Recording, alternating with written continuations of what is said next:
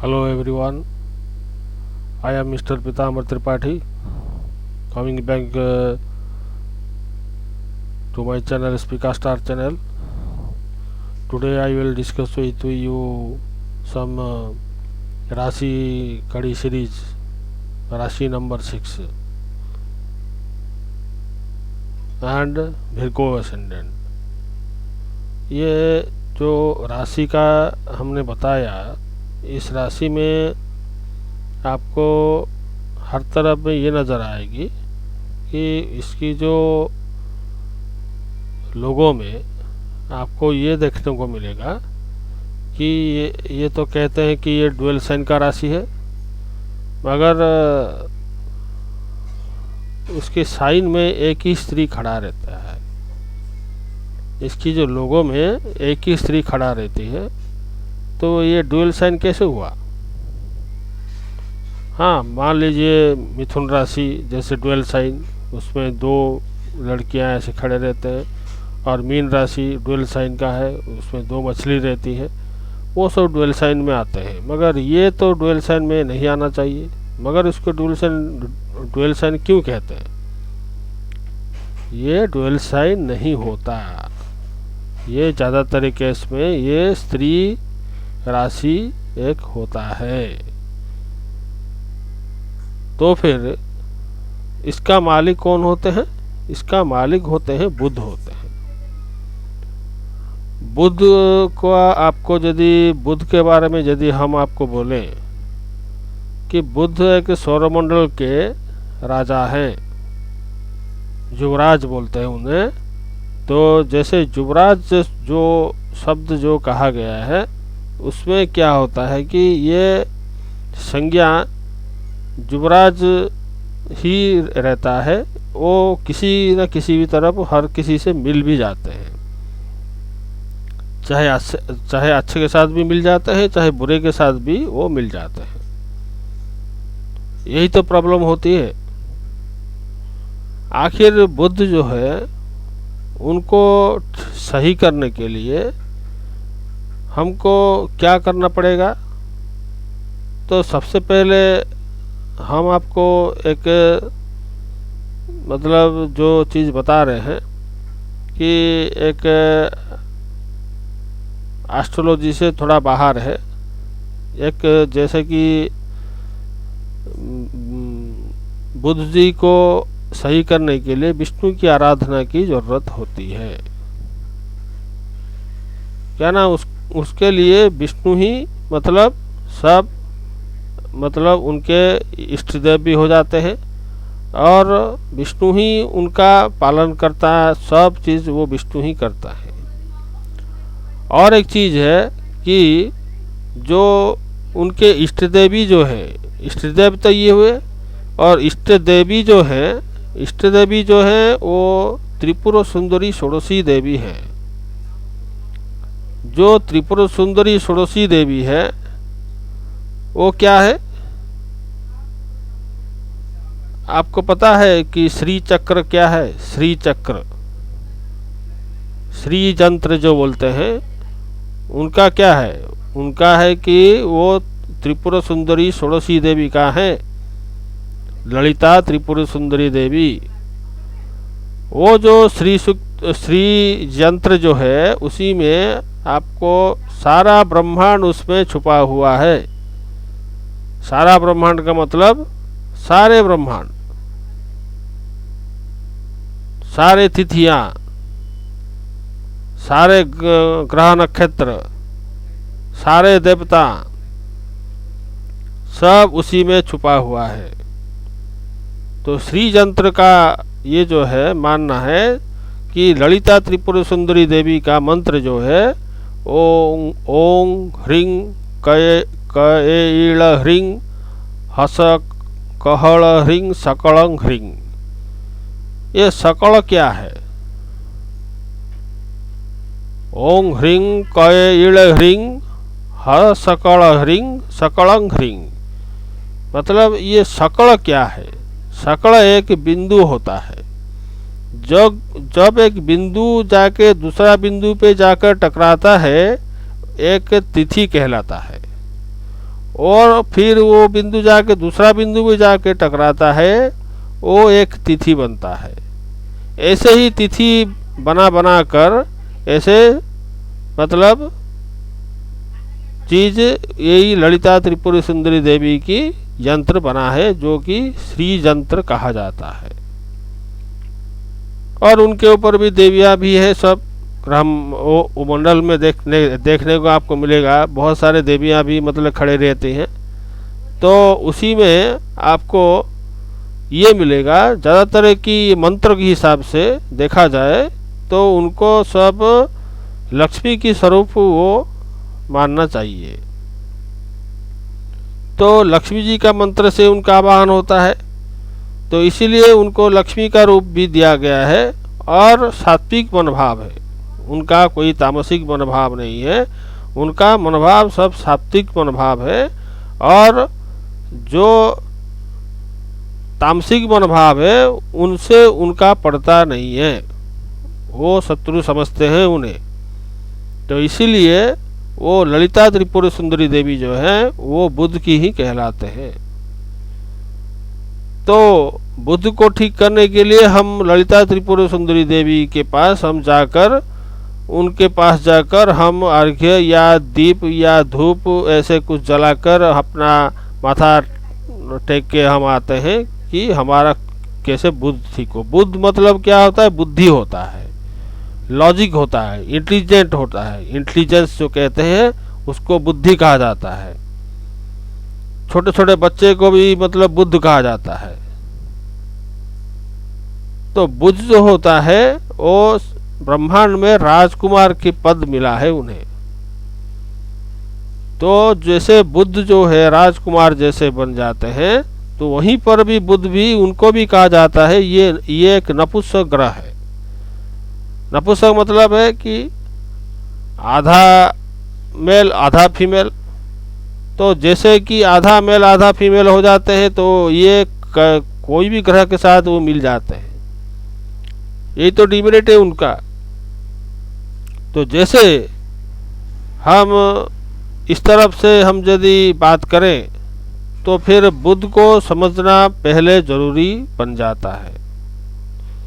तो रास्ते में कहीं आपको रुकना नहीं है, सारा मेरा वीडियो देखना है। आपको आगे आगे बहुत सारा चीज़ मिलेगा, वीडियो को स्किप करके देखना नहीं। क्योंकि ये जो कन्या राशि का है, जो राशि नंबर जो 6 है, ये काल पुरुष चक्र में ये अर्थ त्रिकोण का दूसरा राशि है। मतलब ये वृषभ और कन्या ये द्वितीय राशि है अर्थ त्रिकोण का। तो ये जैसे बुध का हो जाता है, और बुध यहीं पर उच्च फल देने के लिए तत्पर रहते हैं। यदि बुध आके यहीं आकर बैठ गए तो फिर ये उच्च की फल देते हैं। तो इसको भी कहा जाता है कि ये मिलाप का राशि है। हर किसी के साथ वो ये वाला राशि वाले जो है वो हर किसी के साथ वो मिलजुल जाते हैं। वो तब तक मिलते रहेंगे जब तक कोई पाप संबंध नहीं होगा बुध के ऊपर। यदि पाप संबंध में आ गया बुध के ऊपर तो ये मिलाप वाला कहानी भी खत्म हो गया उधर से। तो फिर बुध को हम ऐसे समझे कि ये मिलाप का राशि तो है, मगर यदि पाप पीड़ित में आ जाते हैं तो ये मिलाप वाला भी कहानी भी उसमें नष्ट हो जाता है। तो फिर उसको हमने जो लोगों में देखा है, एक स्त्री ही खड़े रहते हैं, उनको दो संज्ञा के रूप देना नहीं चाहिए, ट्विन का शब्द देना नहीं चाहिए। वो मतलब द्विस्वभाव राशि नहीं है वो। तो फिर जैसे मीन और मिथुन में जैसे कि हमको ये पाने को मिला है, दो चीज़ मिलने को मतलब दिखाई देता है उनके लोगों में, मगर इस लोगों में एक ही स्त्री खड़ा रहता है। तो इसलिए उनको दो द्विस्वभाव का राशि बोलना नहीं चाहिए। रहस्य की बात यह है कि ये जो है कि राशि जो कि एक फेमिनाइन राशि है, पूरी तरफ से फेमिनाइन राशि ही कहा जाता है। और एक बात है कि ये जो राशि है, जो कहते हैं कि सूर्य का ये नेक्स्ट राशि हो जाता है कन्या, और चंद्रमा का पूर्व राशि हो जाता है मिथुन। दोनों का अधिपति बुध ग्रह हो जाते हैं।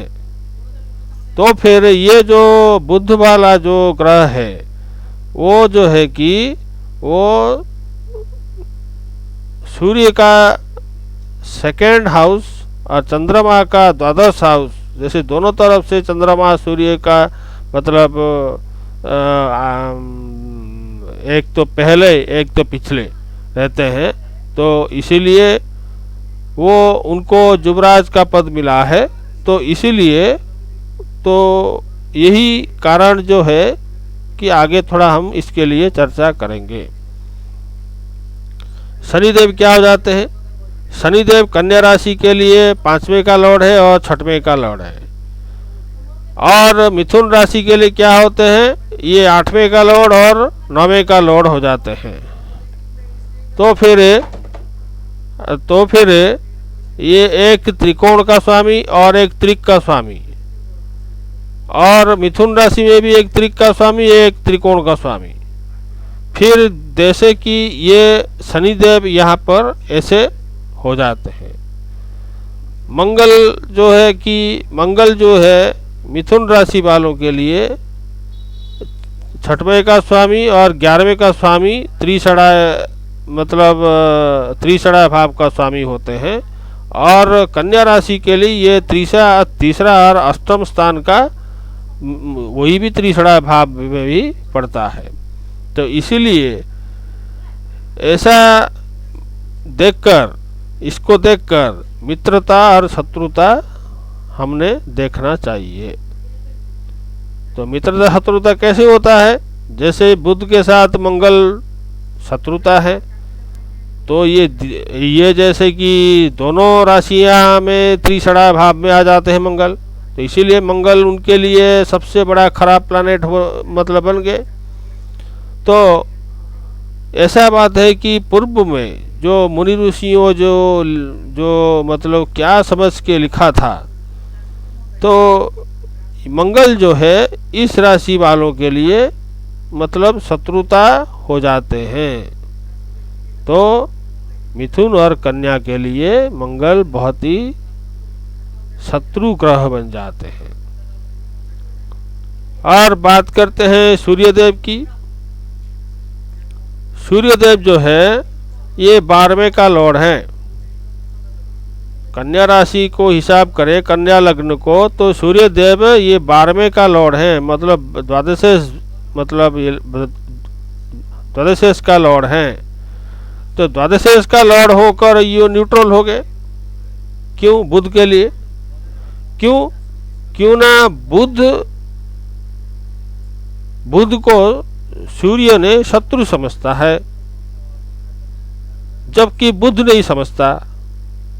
तो इसीलिए बुध से 12वें में उनका जो कि साथी बैठना और अपना शत्रु जो है कि दूसरे में बैठना, तो ये कहते हैं कि यदि अभी जो है कि आ गया कि बुध जो फल देने वाले हैं ये रवि के ऊपर डिपेंड कर गया अभी।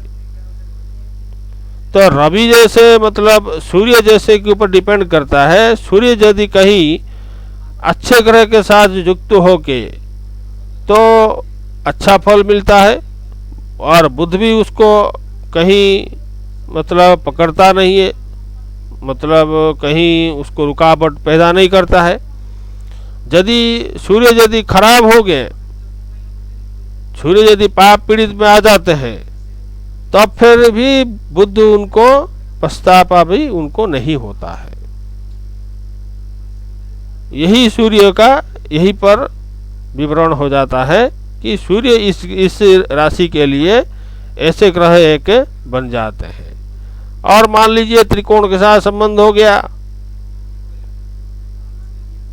तो राजयोग तो बना देंगे, मगर खर्चा भी बहुत भी दिला देंगे क्योंकि द्वादश का लॉर्ड है। तो इसीलिए हर तरफ से सोचा जाए तो ऐसे ही बुध के लिए सूर्य जो है इस टाइप का ग्रह एक बन जाते हैं। और बात है कि अभी आ जाइए चंद्रमा के बाद। चंद्रमा जो है बुध को अपना पुत्र समझते हैं।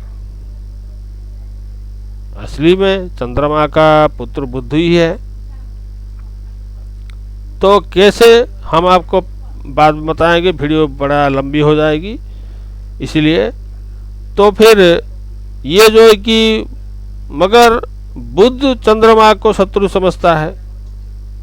देखिए यहाँ पर एक अल्टीमेट चीज क्या है कि जो चंद्रमा जो है बुध को मित्र समझते हैं और बुध जो है कि चंद्रमा को शत्रु समझते हैं। और फिर भी और ऐसा है कि बुध ये चाहता है चंद्रमा का कैसे बल क्षीण हो जाए, चंद्रमा कैसे बलवान ना हो, बुध यही चाहता है। तो यहाँ पर ऐसे देखा जाए यदि चंद्रमा यदि नीच के हो गए वृश्चिक में आकर तो बहुत धन दिला देता है,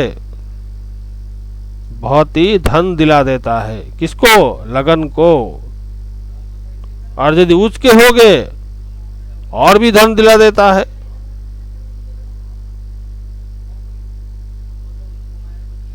तो चंद्रमा तो हमेशा भ्रम में रहा ना। अभी वो तो सोचता है अपना मित्र है, कहीं पर भी बैठ जाए, या त्रिषणा में बैठ जाए, या त्रिक में बैठ जाए, या उपचय भाव में बैठ जाए, त्रिक में नहीं उपचय भाव में बैठ जाए, तब पर भी कोई फर्क नहीं पड़ता है।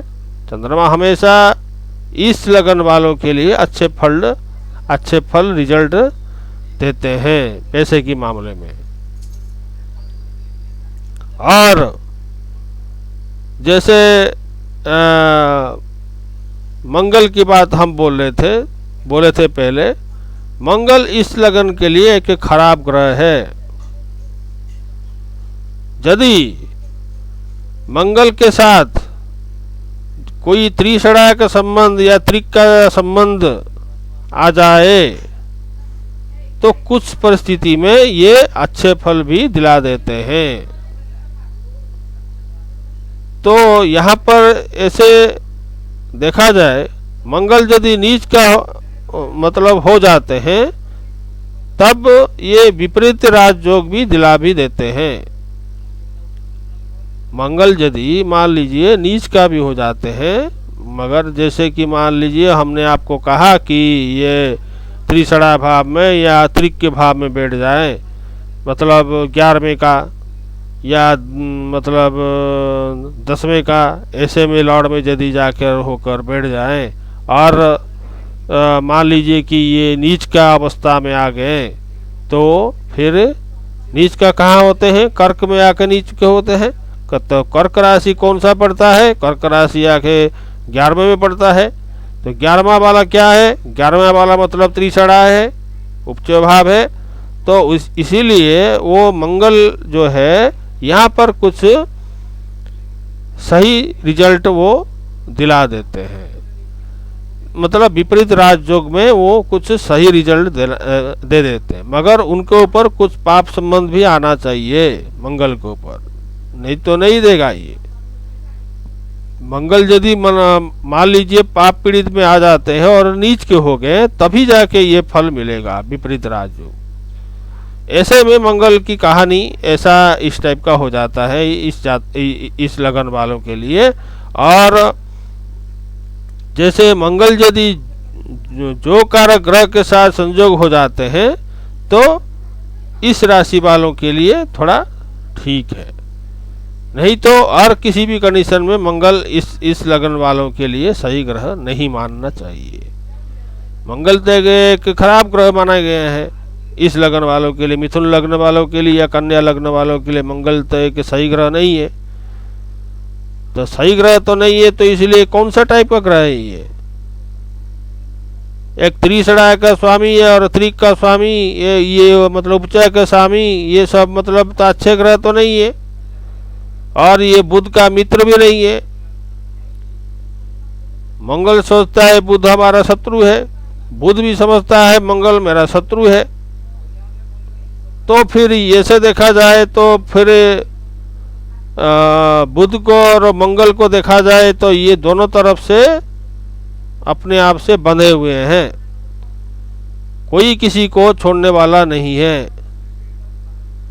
तो फिर इसमें ये आ जाता है कि कुछ मतलब सर्कुंटेंस में ये क्या कि कुछ परिणाम ऐसे विपरीत राजयोग अच्छे ग्रह के साथ जोग होने से ये कुछ चीज़ हद तक ये अच्छे भी रिजल्ट दिला देते हैं। मंगल की कहानी ऐसी ही है। अभी आ जाइए बुध के ऊपर। बुध का जो सारा ड्रामा जो है इस राशि में बनने वाला है, मतलब कन्या राशि में ही बनने वाला है। चाहे मतलब मूल त्रिकोण राशि कह लो, चाहे उच्च की राशि कह लो, चाहे भद्रयोग की राशि कह लो, कुछ भी कह लो, मगर बुध जो है इस राशि में उनका सारा चीज बनने वाला है। और यही राशि जो है सूर्य का दूसरे राशि में आके पड़ता है, और सूर्य जाकर दशम में जाके उचके होते हैं। तो यही राशि का फलदायक जो होता है, यदि सूर्य यदि अपना सेकेंड हाउस या 10वें हाउस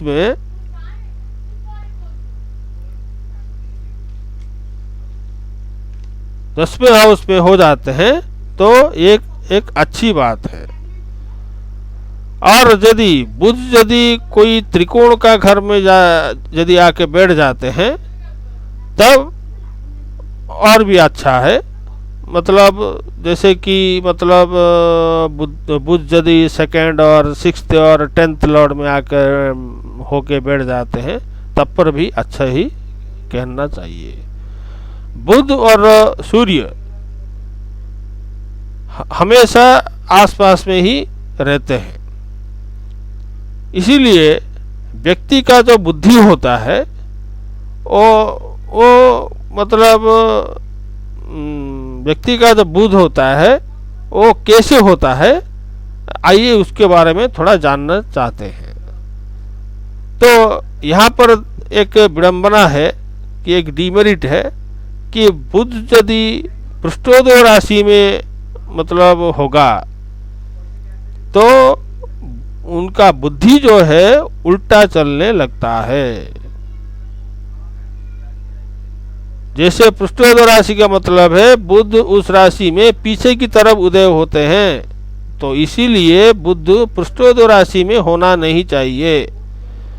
यदि पृष्ठोदय राशि में उदय हो गए तो फिर इस लगन वालों के लिए अच्छा नहीं मानना चाहिए। बुध एक इंटेलिजेंट राशि है और दुनियादारी का भी राशि है, तो फिर ये पृष्ठोदय राशि में होकर बुध हमेशा उल्टा ही चलेगा।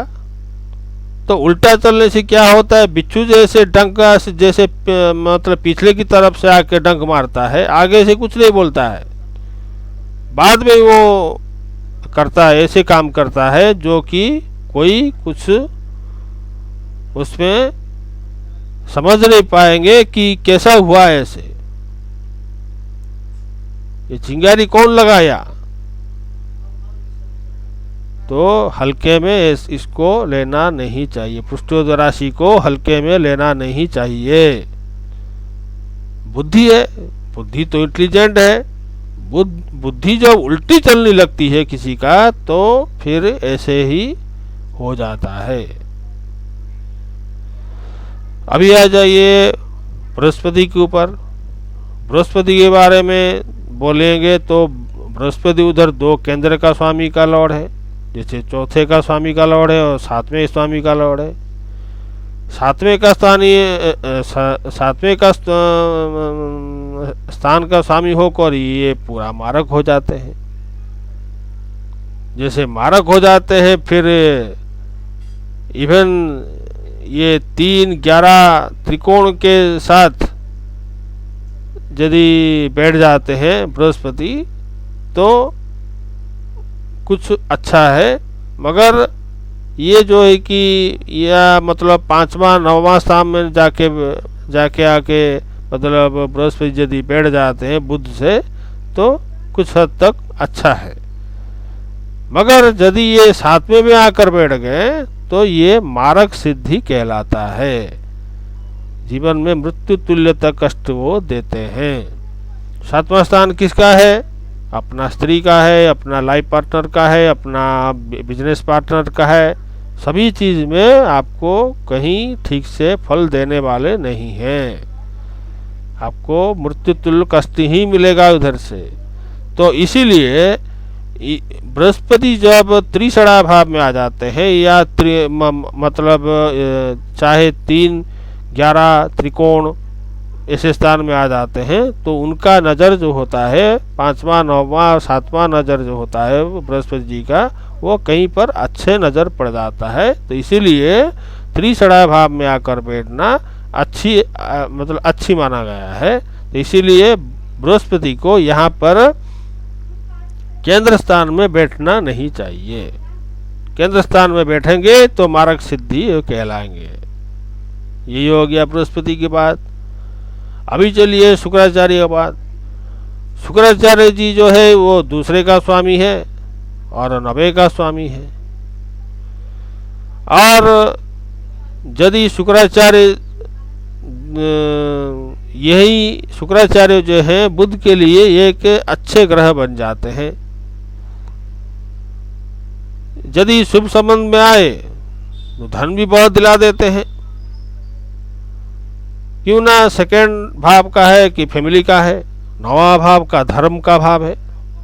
तो जैसे धर्म जो होता है कि सेकेंड का जो धर्म जो करेगा सेकेंड तो फैमिली का है और मतलब धन भाव का ही है। मेरा धर्म धन का देना है, ये उसमें हो जाता है।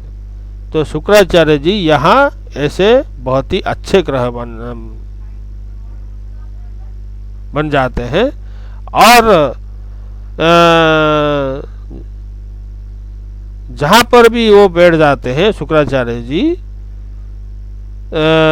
इस राशि वालों के लिए, इस लग्न वालों के लिए अच्छे ग्रह वो बन जाते हैं। तो इसीलिए शुक्र और बुध का मिलन मित्रता है, कोई शत्रुता आचरण नहीं है। कहीं पर भी जैसे जाके मतलब बैठ जाते हैं वो अच्छे ही परिणाम देते हैं। मान लीजिए शुक्राचार्य जय के उच्च के होके बैठ गए मीन राशि में तो वहीं तो बुध नीच हो गया। जैसे बुध जाकर उच्च में हो गए तो शुक्र यहाँ पे आकर नीच हो गया। तो फिर ऐसा क्या होता है, जब बुध जाकर शुक्र के साथ बैठ जाता है तो वहीं पर बुध का जो कैंसलेशन है शुक्र का 9वां स्थान को लेकर हम यदि हिसाब करें तो बुध का नीचता यहीं पर कैंसिल हो जाता है। क्योंकि त्रिकोण का स्वामी के साथ लगन का संबंध होना और नीचता होना। मगर लगन में ऐसा नहीं है। लगन में कई परिस्थिति में उनको सही परिणाम देते हैं मगर इतना नहीं देते हैं। क्योंकि यहाँ पर बुध जो है बुध उच्च के हो जाते हैं, शुक्र यहाँ पर नीच के हो जाते हैं।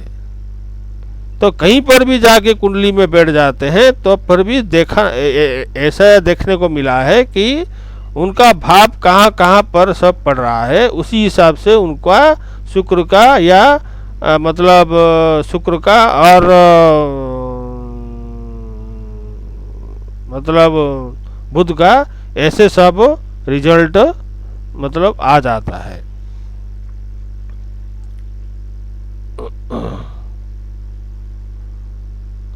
तब पर अभी जैसे कि शुक्राचार्य के ऊपर हमने बता चुके हैं और बुध का उच्च का राशि, शुक्र का नीच का राशि, इसीलिए बुध नीच राशि होने पर शुक्र के लिए अच्छा है। और बुध यदि उच्च का हो जाते हैं, बुध शुक्र बुध कहीं जाकर मिलकर यदि कहीं जगह में जाकर ठहरते हैं, तभी ये जो देखना पड़ता है तो किसका गुण कितना अच्छा है, इसी हिसाब से उसको फल मिलेगा। अभी आ जाइए शनिश्चर महाराज के ऊपर। शनिश्चर महाराज जी जो है ये 5वें का और 6वें का स्थान का मालिक है। मतलब एक राशि मतलब मूल त्रिकोण राशि 6वें स्थान, और एक मकर राशि जो है वो बहुत ही अच्छे राशि है, मगर वो डिटर्मिनेशन भी बना देता है, आदमी को ज़्यादा डिटर्मिनेशन बना देता है 5वें का लॉर्ड होकर। यही जो है कि यदि मंगल शनि मिलकर कहीं यदि बैठ जाते हैं तो एक व्यक्ति को एक अच्छा राइटर भी वो बना देते हैं। क्यों ना, मंगल तो 3रे का और 8वें का स्वामी का मालिक है। और यदि ये जो है कि एक त्रिक का स्थान का मालिक है, एक त्रिकोण का स्वामी का मालिक है शनिश्चर, ये दोनों जाकर कहीं पर भी जाकर बैठ जाते हैं, तब व्यक्ति को एक राइटर बना देते हैं। ऐसे देखने को मिला है। तो फिर ऐसे जो यहाँ पर शनि यदि उच्च का अवस्था में होते हैं शनिश्चर, तो बहुत ही बुद्धि और ज्ञान दिला देते हैं। शनि यदि तुला राशि में होकर यदि उच्च के होकर बैठे हैं तो पर भी ये अच्छा मानना चाहिए, मतलब राइटर फाइटर ये सब बनने के लिए अच्छा मानना चाहिए। कन्या राशि से 3रा वृश्चिक राशि, कन्या राशि से मेष राशि 8वां राशि। यदि शनि इन भावों के साथ मिल जाए तो बहुत ही अच्छा राइटर, मतलब क्राइम फाइल लिखता है, फिक्शन लिखता है, सिनेमा स्टोरी लिखता है, बड़े बड़े घटनाओं के सामना करके वो अच्छा कहानी वो लिखता है। तो ये सब चीज़ वो बन जाता है, आदमी एक ऐसा चीज़ बन जाता है। और बाकी रहा कि यहाँ पर एक देखने वाली बात है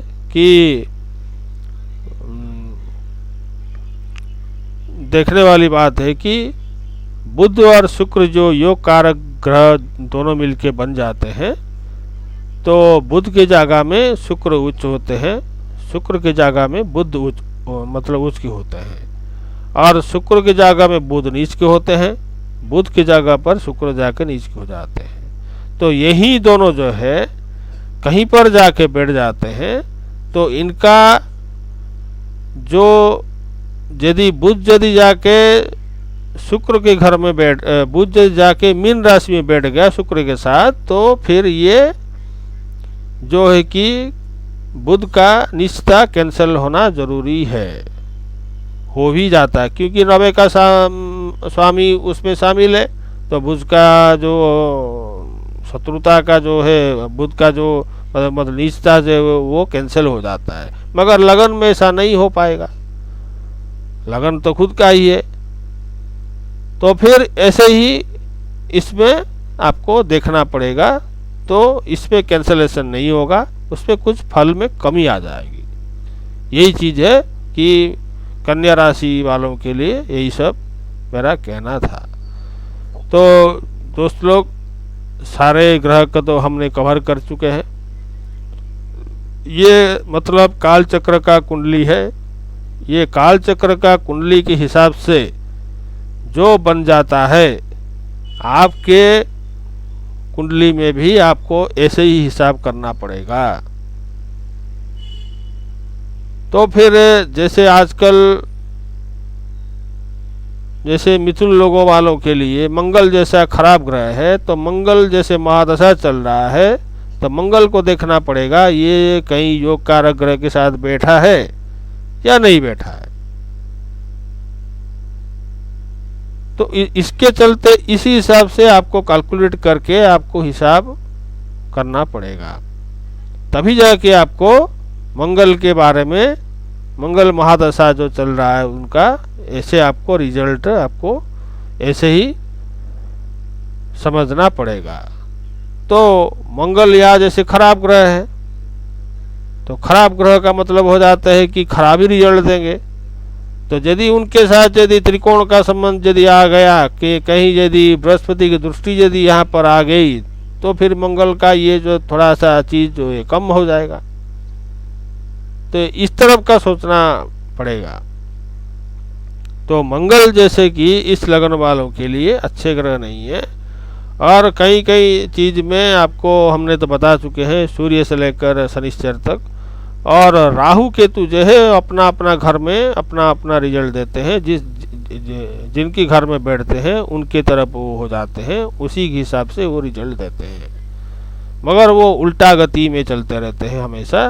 तो इसीलिए सोचना नहीं है कि राहु अपना मूल त्रिकोण राशि जो कुंभ है और उसका जो है मिथुन राशि में है, और केतु जो है कि मूल त्रिकोण राशि जो है वो वृश्चिक का है और धनु में उनका उच्च का राशि होता है। तो इसीलिए राहु केतु को ऐसे लेकर पकड़ना पड़ता है।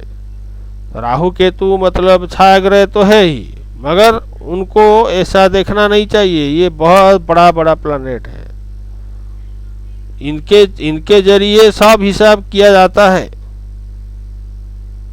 तो इसीलिए ये चीज़ आपको राहु केतु के बारे में हल्के में लेना नहीं चाहिए, क्योंकि हमने आपको पहले भी बताए हैं कि राहु से रा और सिखी से सी, ये दोनों मिलके राशि बना है।